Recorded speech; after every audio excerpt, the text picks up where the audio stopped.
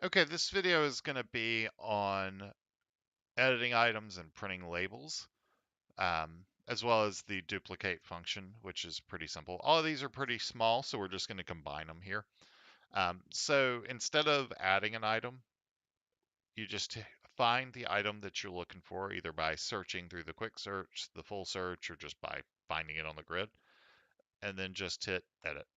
It's going to bring up the same screen as you get with the add item, just with a few changes. Number one, you'll notice you cannot change the item ID when you're editing, which you can while you're adding. You'll notice these previous and next buttons. That'll take you to the previous and next item on the search that you're editing from. So that way you can make quick changes and then just go to the next item. You can view the item history of this item, which in this case there isn't any. We haven't done anything with the registry yet. You can print a label for the item. You can do this from here. You can also do it from the grid, which is where I'm going to show it to you here in a second. So we'll just make a quickie little adjustment here. We'll make this test item 4 instead of test item with no number. And we will change the price from $2.99 to $5.99.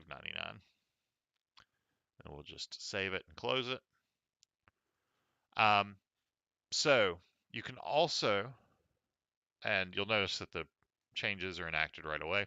You can also make changes directly on the grid. So instead of test item 4, we actually meant to make it test item 1. So we'll just type that in. We'll hit enter. As soon as you hit enter, the changes are saved. You will have certain restrictions on this. There is an option you can do to just disable grid editing entirely if you're worried about mistakes or accidentally editing it, but it's totally fine by default. You can just type in, you hit enter, it'll save it. Um, to print a label for that, you just go down to print label here. I do not actually have a label printer hooked up to this computer, but it wouldn't matter. You wouldn't be able to see it print anyway. You can hit just print label most of the time because most of the time you're just going to leave your settings the way they are. But the first time you go in, you'll probably modify the label design. And we have a pretty wide array of different designs for different printers. And even within the same printer, for example, for the Bixelon 2-inch labels, we have 5 different designs in the computer by default. So you might want to just play with the ones that are named after the printer that you have, see which one you like, see what fields you want to leave on it.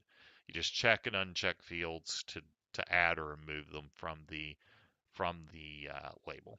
And then when you're done, you just hit Save as Defaults, print your label, make sure you like it, and then it'll be your label design going forward. Finally, really briefly, the duplicate function, what that's going to do is it's going to bring in an item that's an exact copy of the item that you just hit. It just won't have an item ID. So you fill in the item ID, you make whatever alterations you need to for this duplicate copy, and then you save it. Um, Very easy way to add a bunch of items that are pretty similar. And that's pretty much going to do it for this video.